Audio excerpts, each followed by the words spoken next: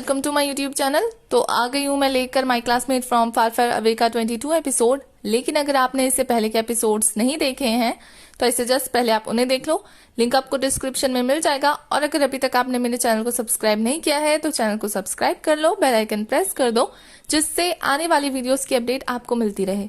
तो episode start होता है, हमें सीन दिखाया जाता है कि जैसे ही वो लोग उस पहाड़ों पे पहुंचते हैं ना और अपना सामान निकालने की कोशिश करने लगते हैं, तभी सडनली उनके सामने जिंगजिंग आ जाती है। और जिंगजिंग को देखकर एरका की तो हालत खराब हो जाती है। मतलब पहले वो गुई को मना कर रहा था कि जो आ रहा है उसको आने दो, लेकिन अब वो जिंगजिंग को देखकर उसे भगाने की कोशिश कर रहा होता है। और फिर वो जाके जिन से भी लड़ने लगता है कि इसको भगा दो। तो हमारा जो जिन है वो कहता है, मैंने कहा ना कोई वापस नहीं जाएगा तो नहीं जाएगा। और एरका को इतना गुस्सा आ रहा होता है और बेचारी जिंगजिंग तो यूचन की तरफ फुदकती फुदकती आगे निकल जाती है। दूसरी तरफ उस प्रोफेसर को दिखाया जाता है जो कि एक लिक्विड ब्लड सेल्स में डालकर दिखता है और उसे रिजल्ट उसके अकॉर्डिंग नहीं मिलता। तो वो अपसेट हो जाता है और कहता है कि उसे कितने दिन इस अंडरग्राउंड में रहना पड़ेगा, उससे क्या गलती हो रही है। और फिर वो बैठ के सोचने लगता है और यहाँ सभी के सभी पहाड़ चढ़ने लगते हैं। तो जब वो लोग पहाड़ चढ़े होते हैं तो हमारी गुई जो है वो जिन से पूछती है कि आखिर वो लोग जिस लोकेशन पे जा रहे हैं उसका रास्ता उसे पता है। तो वो कहता है हमारे साथ फर्स्ट टीम के एक जो आदमी है वो जा रहे हैं, वो रास्ता दिखाते रहेंगे। तभी एरका जो है वो गुई को साइड में खींचकर कहता है कि जिंगजिंग उसके पीछे क्या कर रही है, उसको कैसे पता लगा कि वो यहाँ है। तो गुई जो है उस पर गुस्सा करने लगती है कि मैंने कहा था ना कि अपने पीछे कोई सबूत मत छोड़ के आना। तो वो कहता है मैंने सच में उसे नहीं बताया, और गुई उस पर गुस्सा करने लगती है। उसके बाद दिखाया जाता है कि वो लोग रात को आराम करने के लिए एक जगह पे टेंट लगाने लगते हैं और यहाँ सबकी जोड़ियों में ना काम कर रहे होते हैं। अच्छा लगा था देखकर वैसे इनका ये सीन। तो जिन जो है वो सबको आके इन्फॉर्मेशन देता है कि रात को ना सबको दो दो के ग्रुप में ना पहरेदारी करनी है। और फिर वो ग्रुप बना देता है एरका और जिंगजिंग का और यूचेन और ईरा का और ये हालन गुई का और अपना और फैनगाई का। जिससे फैनगाई को थोड़ा सा बुरा लगता है क्योंकि ये हालन को उसने गुई के साथ जो कर दिया, जिससे ली फैंग भी समझ जाती है कि उसे बुरा लग रहा है। और फिर नेक्स्ट सीन में दिखाया जाता है कि गुई रात को पहरेदारी कर रही होती है और कुछ सोच रही होती है। तभी यहालन उसके पास आता है तो गुई उसे कहती है कि मुझे लगा था कि उस दिन तुमसे गुड बाय बोलूंगी तो तुम्हें कभी नहीं देख पाऊंगी। जिसपे यहालन कहता है कि हम लोगों का रिश्ता कुछ अलग है। और फिर गुई उसे कहती है कि जब मैं तुमसे पहली बार मिली थी ना, तुम्हारी आंखों में ना प्राइड था, बट आज तुम जैसे हो वैसे पहले नहीं थे। तो यहालन कहता है क्योंकि पहले मैं तुमसे नहीं मिला था ना। इस बात पे दोनों हंस देते हैं और फिर वो दोनों ना अपने बीच के मनमुटाव को खत्म करके ना एक दूसरे के क्लोज आ जाते हैं। और यहाँ यहालन जब गुई का हाथ पकड़ता है ना तो उसे फील होता है कि गुई को ठंड लग रही है। तो वो उसे सोने के लिए भेज देता है जबरदस्ती जिद करके और खुद अकेले बाहर रुक जाता है। दूसरी तरफ हमें प्रोफेसर को दिखाया जाता है जो कि क्रिएचर को पकड़ के लाया था। ये कोई क्रिएचर नहीं, उसी का एक्सपेरिमेंट का वो लड़का था जिसपे उसने मेंटल पावर यूज की थी। तो वो कहता है अगर तुम मुझ पर अटैक करोगे ना तो शायद मैं ठीक हो जाऊंगा। तो वो लड़का जो है उस पर अटैक करने की कोशिश करता है बट उसका पावर काम नहीं करता। तो वो प्रोफेसर से कहता है कि आखिर वो करना क्या चाहता है। तो प्रोफेसर उसे वेट करने के लिए कहता है। और यहाँ उन ग्रुप को दिखाया जाता है जो सभी बैक पैक करके आगे बढ़ने की तैयारी कर रहे होते हैं। तो उन लोगों को पता लगता है कि उनके बीच में यहालन नहीं है और वो सभी परेशान होकर यहालन को ढूंढने निकल जाते हैं। और यहाँ यहालन के डैड को मेड से पता लग जाता है कि यहालन जो है अपना बैग पैक करके 2 दिन पहले यहाँ से निकल गया है, जिससे उसके डैड थोड़े से परेशान हो जाते हैं। दूसरी तरफ सभी के सभी जंगल में घुस गए होते हैं यहालन को ढूंढने के लिए। और हमारा जो यूचन है वो अपना लैपटॉप निकालकर वहां से ढूंढने की कोशिश करता है, कोई इन्फॉर्मेशन मिल जाए कि फॉरेस्ट में जो गुम हो जाते हैं वो कहाँ मिलते हैं, ऐसा कुछ। और यहाँ जो जिन है वो अपने पास एक ड्रोन निकालता है, उसको सेट करता है यहालन को ढूंढने के लिए, उसके पीछे लगा देता है। और हमारी गुई जो है वो अकेले में जाकर कहीं जाने लगती है, मतलब वो अपनी मेंटल पावर यूज करने का जाने का सोच रही होती है। तो वहां से निकल जाती है। और यहाँ इन सबको पता लगता है कि कोई भी अगर इस फॉरेस्ट में खो जाता है तो यहाँ पे इतना ज्यादा धुंध रहता है कि वो ढूंढकर रास्ता वापस नहीं आ पाता और सभी लोग बहुत परेशान हो जाते हैं। यहाँ जिन जो है अपना ड्रोन छोड़ देता है और वो ड्रोन ना फॉग में कहीं गुम हो जाता है, उसको भी ढूंढ के नहीं मिलता। और यहाँ हमारी गुई जब अपना मेंटल पावर यूज करती है यालन को ढूंढने के लिए तो वो बार बार बहुत ज्यादा भटक जाती है। और फिर उसे पता लग जाता है कि यहाँ पे धुंध होने की वजह से उसकी मेंटल पावर काम नहीं कर रही है। और दूसरी तरफ यहालन के डैड जो है यहालन का फोन ट्रैक कर रहे होते हैं बट नेटवर्क नहीं लग रहा होता है, उनका फोन कनेक्ट ही नहीं हो पा रहा होता है, जिससे वो बहुत ज्यादा परेशान हो जाते हैं। और फिर वो अपने डिवाइस के थ्रू जिनको मैसेज सेंड करते हैं उससे पूछते हैं कि क्या यहालन उनके साथ गया है। तो वो उन्हें बता देता है। और यहालन के डैड को ये पता लगता ही वो जिन पे भड़कने लगते हैं और कहते हैं कि चाहे कुछ भी हो जाए उन्हें उनका बच्चा सही सलामत चाहिए, चाहे कुछ भी हो जाए, और उनको उनकी लाइव लोकेशन चाहिए। और ये बात जिनको बहुत ज्यादा परेशान कर देती है क्योंकि उन्हीं का ही तो बेटा खो गया है। तो जिन जो है यहालन के डैड को फिर से फोन लगाता है और उनसे पूछता है कि क्या हमें यहालन को वापस भेज देना चाहिए या आगे बढ़ना चाहिए। तो उसके डैड जो है अपने बेटे के टॉय को देखते हैं और दिल पे पत्थर रख के कहते हैं कि आगे बढ़ो। तभी जिन जो है वो सभी ग्रुप मेंबर के पास आता है और कहता है कि हम लोगों को आगे बढ़ते रहना चाहिए, बॉस ने हमें आगे बढ़ने के लिए कहा है। जिसपे गुई जो है वो कहती है उनका बेटा खो गया है और उसके बावजूद भी उन्होंने आगे बढ़ने के लिए कहा है। जिसपे जिन कहता है हाँ, और सभी के सभी आगे बढ़ने लगते हैं। तो हमारी गुई जो है वो कहती है कि तुम सब जाओ, मैं ये हालन को ढूंढने जा रही हूँ। जिसपे एरका उसे समझाने जाता है तो गुई से कहती है कि हमने कहा था ना कि हमें उन्हें सेव करना है, उनको प्रोटेक्ट करना है, तो मुझे जाने दो। और फिर वो उन सभी को आगे बढ़ने के लिए बोलकर वहां से भाग जाती है और सभी लोग आगे बढ़ने लगते हैं। और यहाँ हमारी गुई जो है वो ढूंढते ढूंढते पहुंचती है एक ऐसी जगह जहां उसे कार्डोशोई का वही कीचेन मिलता है टूटा हुआ, और वहां पे उसे खून के छींटे दिखते हैं, जिससे वो परेशान हो जाती है। लेकिन वो फिर भी ये हालन को ढूंढने लगती है। दूसरी साइड दिखाया जाता है कि वो ग्रुप जो है वो पहुंच चुका होता है इस केव के बाहर और सभी के सभी केयरफुली अंदर जाने लगते हैं। अंदर बहुत ज्यादा अंधेरा होता है और वो लोग कुछ डिस्कवर नहीं कर पा रहे होते हैं। तभी सडनली उनमें से एक स्टाफ के ऊपर एक ज़ॉम्बी अटैक कर देता है, जिससे वो सभी घबराने लगते हैं और सब लोग उनसे फाइट करने लगते हैं।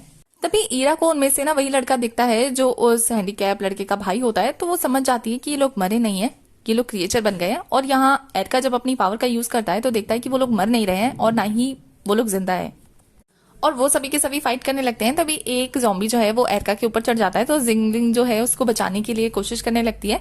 तभी एक स्टाफ से ना लड़ते लड़ते पानी उस ज़ॉम्बी के ऊपर गिर जाता है, जिससे उन्हें पता लग जाता है कि वो ज़ॉम्बी जो है वो पानी से डर रहे हैं। तो वो सभी के सभी ना खुद को बचाने के लिए उन ज़ॉम्बीज पर पानी फेंकने लगते हैं और वहां से बच के बाहर आ जाते हैं। बट वो ज़ॉम्बीज जो है वो केव से बाहर नहीं आते, वहीं रहते हैं। और यहाँ प्रोफेसर को दिखाया जाता है कि जिन्होंने उस लड़के को पकड़ा होता है तो ये लड़का भी एक एलियन होता है जो कि प्रोफेसर से डील कर रहा होता है कि वो उसको स्टार गेट के बारे में इंफॉर्मेशन देगा और बदले में डॉक्टर जो है उसे यहाँ सरवाइव करने के लिए मेंटल पावर देगा, क्योंकि डॉक्टर ने जो बाकी एलियन से चुराया था वो उसके पास है अभी भी।